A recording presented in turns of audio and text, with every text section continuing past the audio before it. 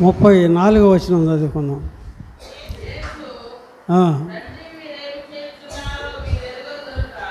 యేసు, తండ్రి వీరేమి చేస్తున్నారో వీరు ఎరుగరు గనుక వీరిని క్షమించమని చెప్పాను. చిన్న ప్రార్థన చేసుకుందాం.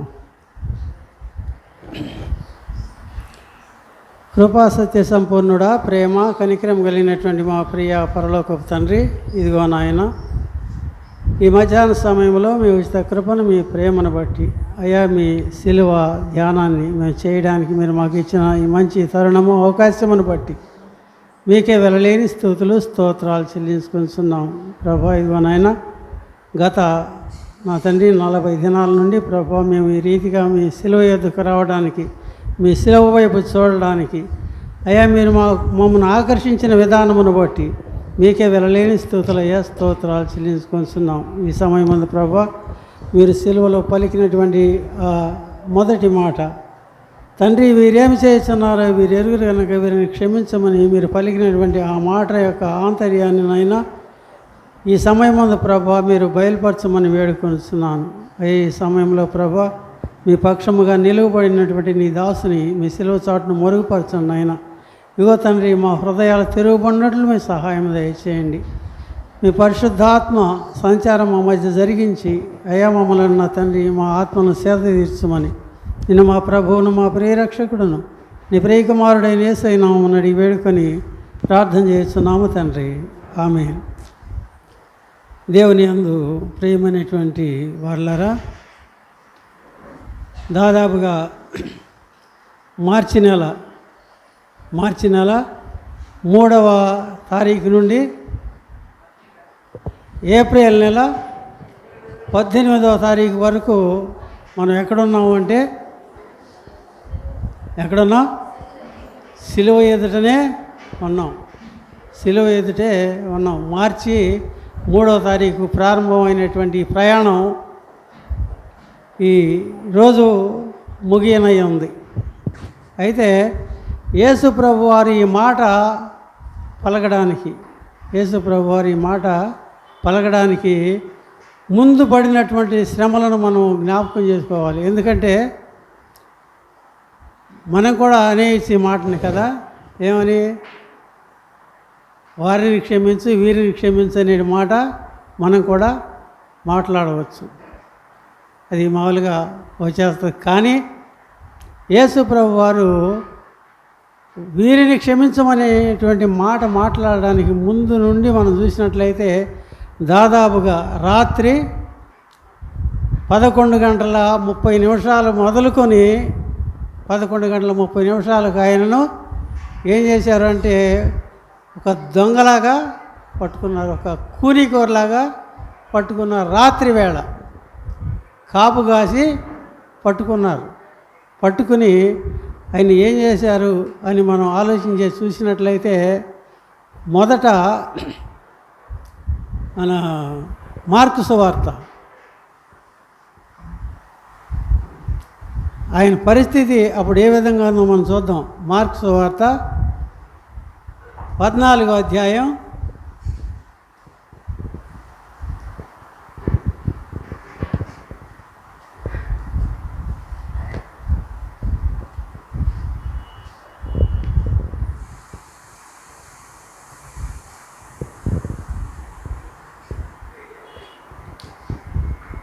24వ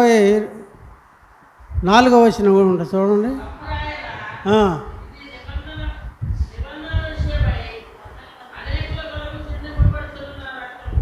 మార్కు సువార్త 14వ అధ్యాయం.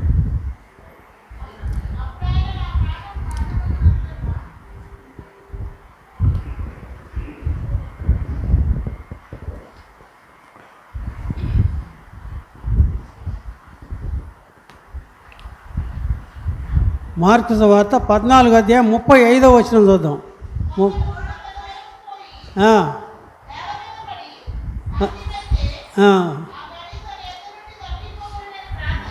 ఆయన ఉన్నటువంటి పరిస్థితిని మనం ఆలోచన చేసి చూసినట్లయితే, గెత్సెమనే తోటలో ఆ రాత్రి వేళ ఆయన ఏ విధంగా ఉన్నాడంటే, లోకంలో ఉన్నటువంటి ప్రతి వాని యొక్క పాపము ఒక గిన్నెలో పోయబడి ఆ గిన్నె ఆయన ఎదుటకు తేబడింది. ఆ గిన్నె ఆయన ఎదుటకు తేబడితే ఆ గిన్నెలో ఉన్నది పాపం ద్వారా ఏమవుతుంది? పాపం ద్వారా మరణమే. అంటే ఇప్పుడు ఆ మరణాన్ని ఏం చేయాలి? త్రాగాలి. మరణాన్ని ఆయన త్రాగాలి. అయితే లోకంలో ఉన్నటువంటి ప్రతివాని యొక్క పాపం, లోకం అంటే భూమి పుట్టినది మొదలుకొని యేసు ప్రభు వారు ఆ శిలువ వేతకు వచ్చేంత వరకు ఉన్నటువంటి వారి యొక్క పాపాలన్నీ ఒక గిన్నెలో పోయబడి ఆ గిన్నె ఆయన ఎదుటకు వచ్చింది. ఆయన దేవుని కుమారుడు కనుక దాని యొక్క తీవ్రత ఆయనకు తెలుసు అన్నమాట. పాపం యొక్క తీవ్రత ఏమైందో ఆయనకు తెలుసు. అయితే అందుకు ఆయన ఎందుకంటే శరీరధారిగా ఉన్నాడు. ఇప్పుడు ఏ విధంగా ఉన్నాడంటే ఆయన శరీరధారిగా ఉన్నాడు. అందుకంటాడు ఆయన మన శరీర బలహీనతలందు సహానుభవం గలవాడంట. మన శరీర బలహీనతలందు సహానుభవం అంటే మన శరీరానికి ఏమేమైతే ఉన్నవో అవన్నీ ఆయన శరీరానికి కూడా ఉన్నటువంటి ఆయన ఇప్పుడు దీన్ని అనుకోకుండా దాదాపుగా 33 సంవత్సరాల వయసులో ఉన్నాడు ఆయన కదా. 33 సంవత్సరాల వయసులో ఉన్నటువంటి వాడు అంటే మంచి యుక్త వయసు అన్నమాట. మంచి యుక్త వయసు. ఈ వయసులో మరణించాలంటే ఏ శరీరమైనా ఒప్పుకుంటుందా? సహకరించొద్దా? ఇక అబ్బాయి నువ్వు మరణించాలి అంటే ఒప్పుకుంటావా? ఒప్పుకోవడానికి శరీరం అంగీకరించదు. ఒకవేళ మనం మైండ్ ఒకవేళ ఆ విధంగా సిద్ధం చేసుకున్నా శరీరం అంగీకరించదు. కానీ ఆ సమయంలో ఇక్కడికి ఏమొచ్చిందంటే ఈ పాపములను భరించవలసినటువంటి పరిస్థితి వచ్చింది. ఆ మరణపు గిన్నెలోనిది ఈయన త్రాగవలసి వచ్చింది. అందుకే ఇక్కడ ఏమంటాడంటే విశ్వార్థికుడు ఆయన నేలను పడి అంటాడు. నేలను పడి అంటే నుంచుని కాదు, మోకరించి కాదు, ఈ విధంగా కాదు. నేలను పడి అంటే ఎంత శరీరం ఎంతటి ఒత్తిడికి లోనైందో మనం చూడవచ్చు. అంత ఒత్తిడిలో ఉన్నటువంటి యేసు ప్రభు వారిని దొంగలాగా పట్టుకున్నారు. పట్టుకుని ఏం చేశారు అంటే ఆయనను ముఖం మీద కొట్టారు. ముందు చేసిన పని ఏంటంటే ముఖం మీద కొట్టారు. తర్వాత ఉమ్మి వేశారు. ముఖం మీద కొట్టారు, ఉమ్మి వేశారు. అయితే దీనిని అంతటిని భరిస్తున్నాడు కదా యేసు ప్రభువారు. ఎవరి కోసం? మన కోసమేనా? అందుకే మనం చదువుకున్నటువంటి లేఖన భాగాల్లో యెషయా గ్రంథం 53వ అధ్యాయం 5వ వచనం చూద్దాం. మన అతిక్రమ క్రియలను బట్టి అతడు గాయపరచబడిన మన అతిక్రమం అన్నమాట. అది ఆయన అతిక్రమం కాదు. ఇప్పుడు దాకా విన్నాం పాస్టర్ గారు చెప్తుంటే ఏమని, యేసు ప్రభు వారు దేనిని అనుభవించినా మన కోసమే, ఆయన కోసం కాదు. ఎందుకంటే ఏ పాపం ఎరుగని ఓ పావనామూర్తి పాప విమోచకుండా నా పాలి దైవమ్మ నా పాపముల కొరకు నువ్వు ఈ పాటలు నొందావా అంటున్నాడు. అయితే ఆ విధంగా పట్టుకుని అక్కడ నుండి ఎక్కడ గెత్సేమనే తోట నుండి ఆయన్ను ఎక్కడికి తీసుకొచ్చారు అంటే యెరూషలేములోనికి తీసుకొచ్చి యాజకుల ఎదుట, అదేవిధంగా సభ ఎదుట ఆయన తీర్చారు. దీన్ని ఏమంటారంటే అన్యాయపు తీర్పు. ఈ తీర్పు ఏం తీర్పు అంటే అన్యాయపు తీర్పు.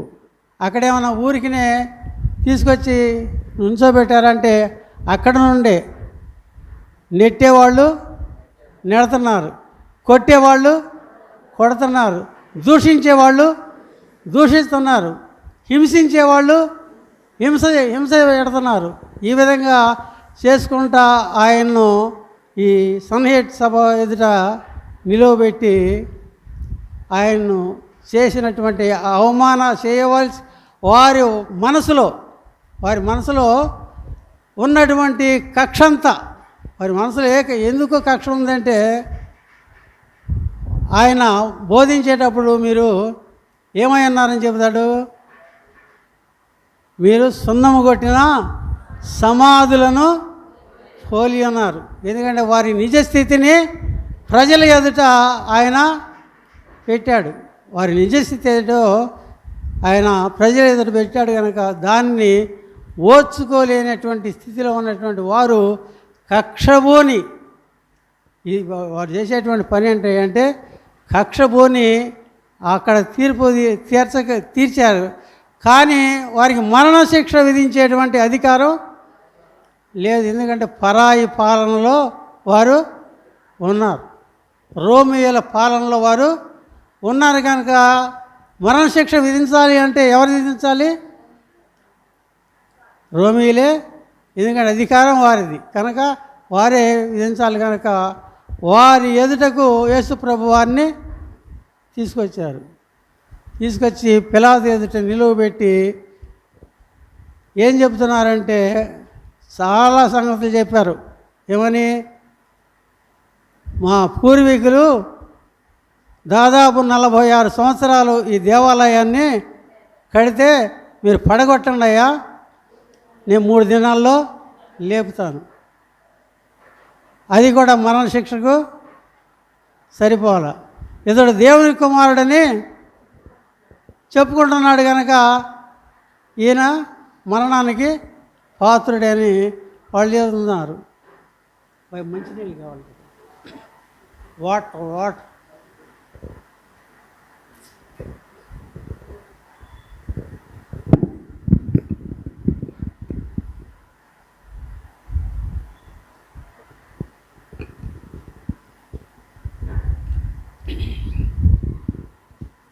మరణానికి పాత్రుడే అని చెప్తున్నారు. కానీ పిలాతుకి ఇవేమీ ఇతడు మరణం పొందడానికి కావలసినటువంటి సాక్ష్యాధారాలు ఏమీ దొరకల. అయినా పిలాతు కూడా ఏం చేశాడు అంటే అన్యాయపు తీర్పే తీర్చాడు. పిలాతు కూడా అన్యాయపు తీర్పే తీర్చాడు. తీర్చినటువంటి పిలాతు ఏమనుకున్నాడంటే ఒకవేళ ఇతన్ని కొరడాలతో కొట్టించి, వీళ్ళు మరణశిక్ష విధించమంటున్నారు కదా, కొరడాలతో కొట్టించి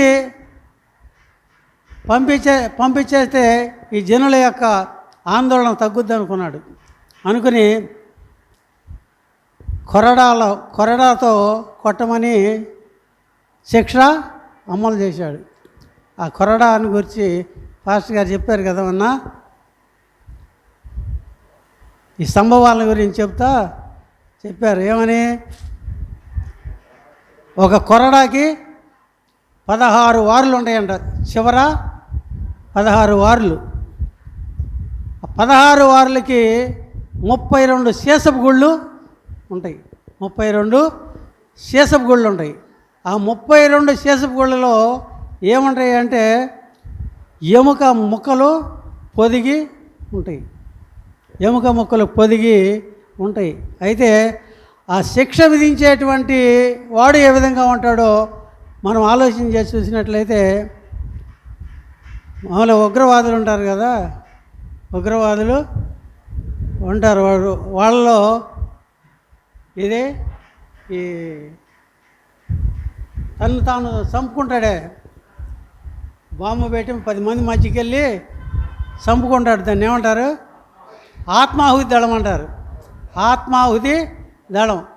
దానికి శిక్షణ ఇస్తారు. దానికి ఏం చేయాలంటే తాను చంపుకోవాలంటే శిక్షణ ఇవ్వాలి.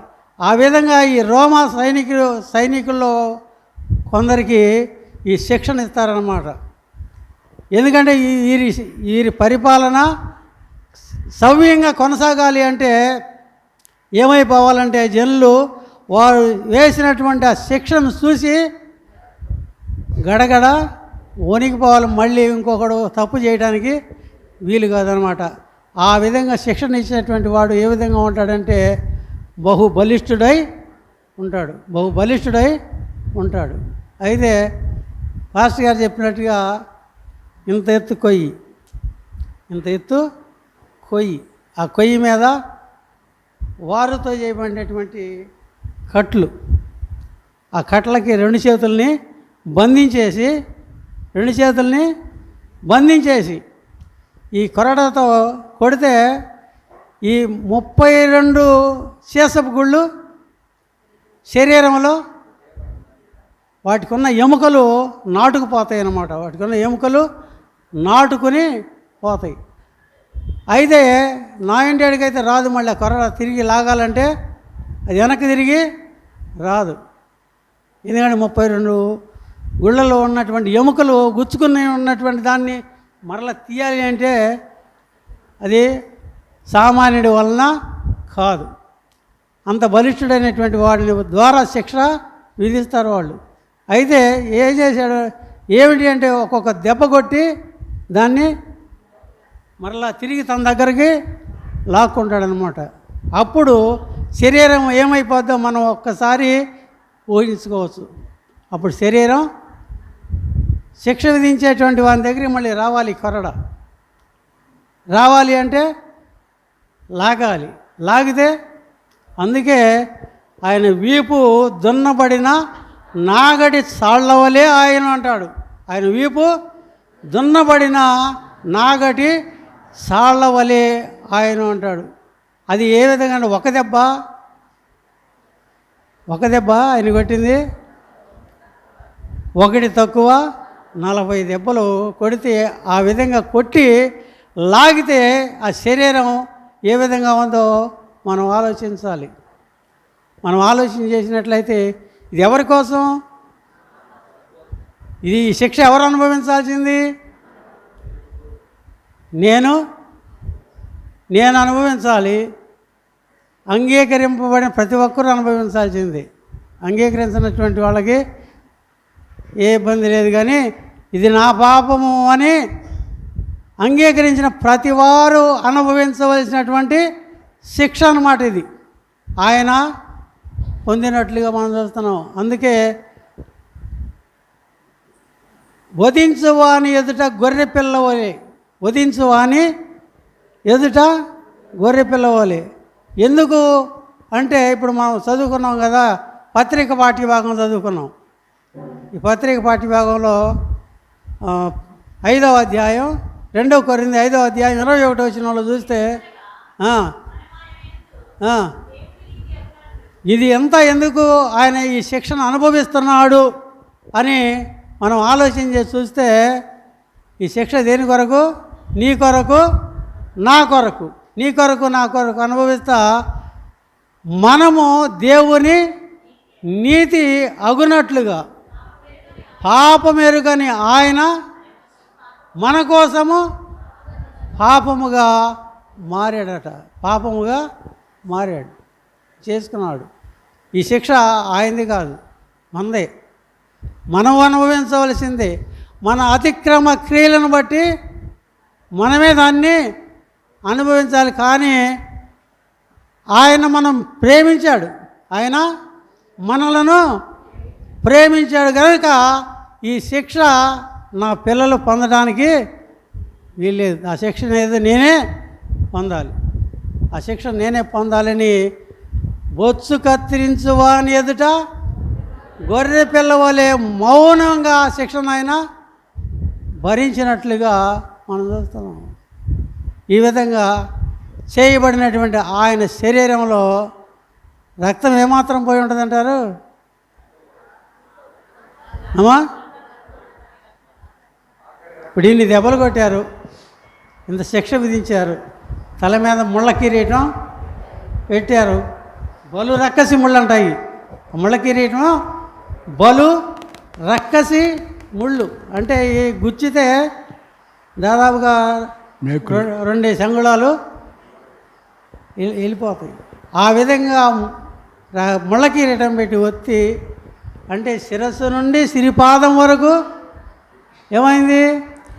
గాయపరచబడింది. అందుకే అంటాడు ఏమనంటే, మనం అరికాలు మొదలుకొని నడినెత్తి వరకు మనకుండవలసిన పచ్చిపుళ్ళు, మనకున్న పచ్చిపుళ్ళు ఆయన దెబ్బల చేత ఆ గాయాలను కట్టాడు.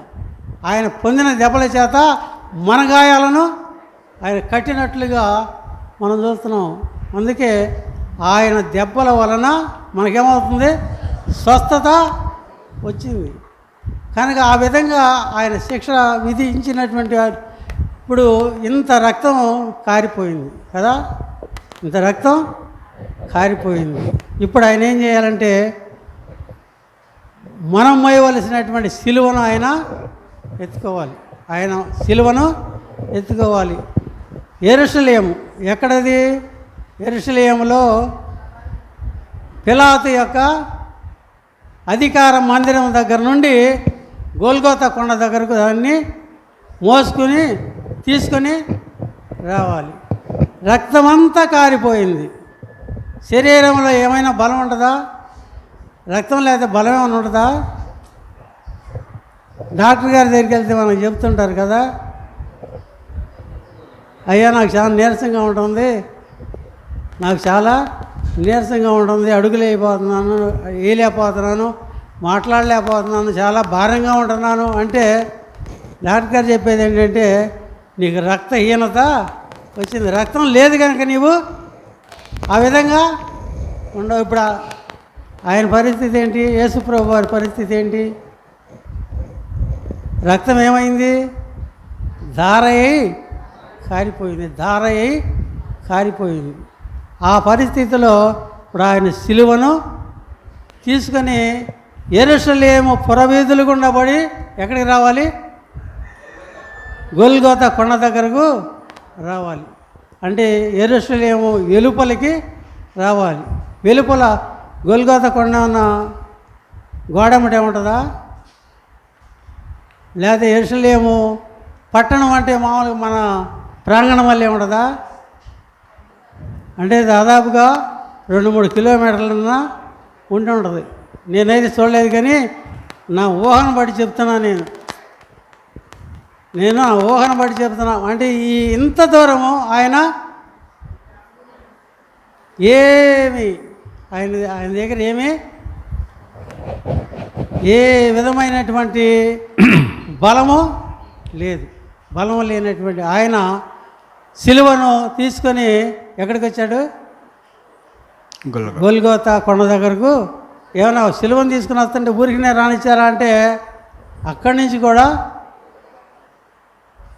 14 సార్లు సంభవాలు ఉన్నాయని చెబుతున్నారు పాస్టర్ గారు కదా.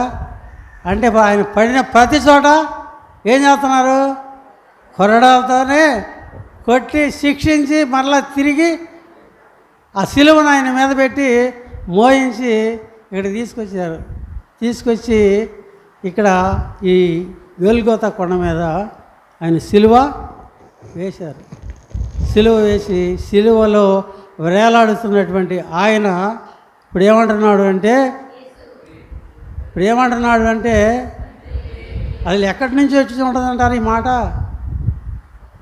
దాదాపుగా ఇప్పుడు నాకు ఈ 4 నిమిషాలు మాట్లాడుతుంటేనే నాలుగు పెడసగొట్టుకుపోతుంది. నాలిక పెడసగొట్టుకుపోతుంది. మా పద్దాక తడి చేసుకోవాల్సి వస్తుంది. ఇంత శిక్షణ అనుభవించినటువంటి ఆయన పరిస్థితి ఈ సిలువ మీద ఏ విధంగా ఉందో మనం ఒకసారి ఊహించాలి. ఊహించి మనం ఒకసారి ఆ దృశ్యాన్ని కనుక మన మనసులోకి తెచ్చుకుంటే, ఇప్పుడు చెప్తున్నాడు ఆయన, ఏది తన్నిన వాళ్ళు, గుద్దిన వాళ్ళు, హేళన చేసినటువంటి వారు, ఎగతాళి చేసినటువంటి వారు, వీరందరూ సిలువ ఎదుట నిలువబడి ఉంటే వారి అందరి కొరకు ఆయన ప్రార్థన చేస్తున్నాడు. ఏమని? తండ్రి, వీరేమి చేస్తున్నారో వీరు ఎరుగరు గనక వీరిని క్షమించు అని అడుగుతున్నాడు. ఆ పరిస్థితి, ఈ క్షమాపణ అనేది ఆ పరిస్థితిలో రావాలి కదా. ఆ పరిస్థితిలో రావాలి. ఇది మానవ మాతృలకు అసాధ్యమా? సాధ్యమా? సాధ్యమే మనసుంటే. ఎందుకంటే ప్రభు మనలో ఉంటే సాధ్యమే, ప్రభు మనలో లేకపోతే అది అసాధ్యమే. ప్రభువును ధరించినటువంటి స్టెఫను అంటున్నాడు ఏమని, తను రాళ్లతో కొట్టి చంపుతుంటే,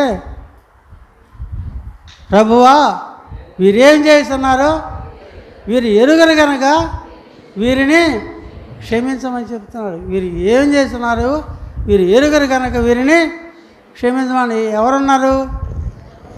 మన ఈ మధ్యన మా కిషోర్ వాళ్ళ ఇంటో శిలువ ధ్యానం రోజున ఆయన గుర్తు చేశాడు. ఎవరు? శాంతస్వరూప్ గారు గుర్తు చేశాడు. ఏమేమున్నాయి స్టెఫనుకి, ఏమేమున్నాయని చెప్పాడు? పరిశుద్ధాత్మతో నిండి ఉన్నాడు, బలం కలిగి ఉన్నాడు. ఈ విధంగా ఉన్నటువంటి ఆ స్టెఫన్ని రాళ్లతో కూడా చంపుతుంటే ఆయన అంటున్నాడు ఏమని, తండ్రి ప్రభువా వీరు ఏం చేస్తున్నారు, వీరు ఎరుగరు కనుక వీరిని క్షమించు. మనం శిలువ ఎదుటికి వచ్చినప్పుడు నేర్చుకుంటానికి, అలవాటు చేసుకుంటానికి, అలవర్చుకోవడానికే మనం వచ్చినటువంటి మనం ఆ విధమైనటువంటి జీవితం జీవించడానికి ఏం చేయాలి? ఆ విధమైన జీవితము జీవించడానికి. ఎందుకు ఆయన చెబుతున్నాడు, నేనే మార్గమును సత్యమును జీవమును, నా ద్వారా తప్ప ఎవడును తండ్రి వద్దకు రాలేడు అన్నాడు. కనుక మనం ఆ విధమైనటువంటి జీవితాన్ని జీవించడానికి పరిశుద్ధాత్మ దేవుడు తన కృపను అనుగ్రహించి అందించి నడిపించును గాక. ఆమేన్.